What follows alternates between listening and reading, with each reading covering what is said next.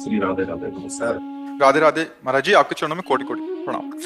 बाबा जी, मैं पेशे से एक बेहोशी का डॉक्टर हूं तथा अपने परिवार के साथ आपके दर्शन के लिए आया हूं। मैं गंभीर रूप से बीमार मरीज के ऑपरेशन में बेहोशी देता हूं तथा आईसीयू में जो मरीज गंभीर रूप से बीमार तथा बेहोश मरीज जो अक्सर वेंटिलेटर पर होते हैं उनका उपचार करता हूं। किंतु कभी कभी ऐसा होता है कि हम लोगों के तमाम प्रयास के बाद भी मरीज पूर्ण रूप से ठीक नहीं हो पाता। उनमें से कुछ मरीजों की मृत्यु भी हो जाती है। मरीज के परिजन भी इतना पैसा खर्च होने के बाद मरीज को ठीक होता जब नहीं देखते तो उनकी मृत्यु के बाद वो काफी बुरा भला भी कहते हैं। हम लोगों को समझ नहीं आता कि हम लोग क्या करें। वैसे मतलब यहाँ बहुत विवेक पूर्वक समझना, आपको जितना उस विषय का ज्ञान है उसका सम्यक उपाय क्रिया आपने कहीं भी कोई कमी नहीं छोड़ी, इसके बाद उसका शरीर पूरा हो जाता है तो उसमें वास्तविक आपका दोष नहीं है।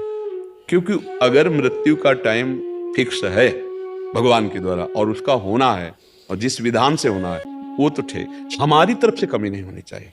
जो हमारा प्रयास है, जितना हमको ज्ञान है, जितना हमारा औषधियों का बल है वो हम कर रहे हैं, इसके बाद वो चला जाता है तो पक्की बात है कि डॉक्टर को भी जाना है। मरीज की तो बात जाने दो, डॉक्टर भी अपने को नहीं बचा पाएगा। जो समय आएगा जाना है ना, तो जाने का समय तो निश्चित है। प्रमाद युक्त होकर के किसी भी तरह की, जैसे पैसे की कमी उसके पास है तो हम प्रमाद कर दिया कि उसकी औषधि ठीक नहीं हम दे पा रहे या हम उस व्यवस्था नहीं कर पा रहे, ये आपकी तरफ से ना हो। यदि मरीज उपस्थित हो गया है, आपके हाथ पे आज गया है, उसके पास पैसे की भी कमी है तो चाहे अपने पास से पैसा लगाना पड़े, अब उसके जीवन को बचाने का पूरा प्रयास करते हैं, फिर जीवन नहीं बचता है तो कोई परेशानी नहीं, आपकी आराधना बन गई। आप अपने सेवा का सम्यक प्रयोग कर रहे हैं। मृत्यु तो एक निश्चित है और वो जिस समय जहां निश्चित है वहीं होती है जाकर के। अगर उसकी मृत्यु निश्चित है तो आपकी कोई भी ताकत वहां काम नहीं करेगी, और उसका अगर बचने का संयोग है तो आपकी दवा काम करेगी और वो बच जाएगा। सब तो नहीं मरते ना, लेकिन जिनका समय है उनको मरना ही है उस समय। अगर वो अस्पताल ना आते तो भी उनको उसी समय मरना है, लेकिन उनको मरना अस्पताल में है इसलिए आते हैं। घर वाले क्या मोह के कारण इस बात को नहीं समझ पाते। पर ये हम आपसे प्रार्थना कर रहे हैं कि कुछ ऐसे डॉक्टर भी होते हैं जो प्रमाद स्थितियों का स्वरूप करते हैं, उनकी प्रमाद स्थिति के कारण मरीज को विशेष कष्ट भोगना पड़ता है। वैसे उनको सावधान रहना चाहिए कि वो अपने कर्तव्य का जो त्याग कर रहे हैं उनके लिए हानिकारक होगा।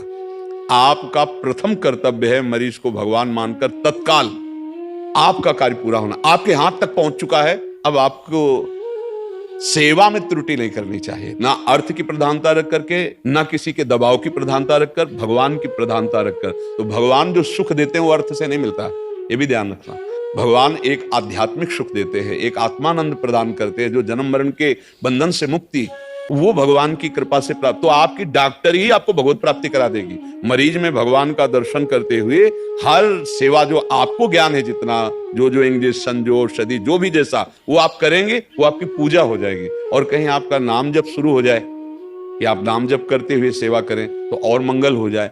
पर घर वाले जो लोग हैं वो जो मोह के कारण, उन पर भी ध्यान नहीं देना चाहिए, क्योंकि वो लोग तो मोह से ग्रसित है ना। उनको तो लगता है कि हमने जो पैसा खर्चा किया उससे बचना ही चाहिए था, और उनको ये पता नहीं कि यदि मृत्यु आ गई है तो घर में बैठे बैठे भी तो हो सकती है ना मृत्यु।